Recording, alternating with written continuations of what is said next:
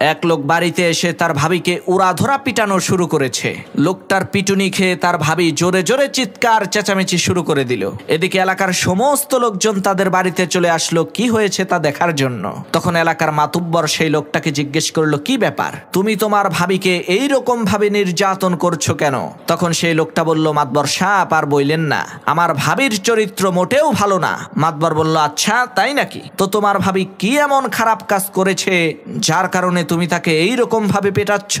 তখন সেই লোকটা বলল, মাতবর সাহেব কি বলবো দুঃখের কথা, আমাদের এই এলাকার যাকে আমি জিজ্ঞেস করি, কি ভাই মোবাইলে কার সাথে কথা বলেন, আজব ব্যাপার, সবাই বলে তোমার ভাবির সাথে কথা বলি। তাহলে মাতবর সাহেব আপনিই বলেন আমার ভাবির চরিত্র কত খারাপ, সে এলাকার সমস্ত পরপুরুষের সাথে মোবাইলে কথা বলে। তখন মাতবর বলল, আরে বেয়াকুব, আসলে বিষয়টা এইরকম না। আসল বিষয় হলো ওই লোকেরা তাদের নিজেদের স্ত্রীর সাথেই মোবাইলে কথা বলে। এলাকার লোকজন যেহেতু সম্পর্কে তোমার ভাই হয়, তাহলে তাদের স্ত্রীরা সবাই তো তোমার ভাবি হয়, এ কারণেই সবাই বলে তোমার ভাবির সাথে কথা বলছে। মাতুব্বরের এই কথা শুনে লোকটা বলল, ও আচ্ছা, এখন বুঝলাম আসল কাহিনী।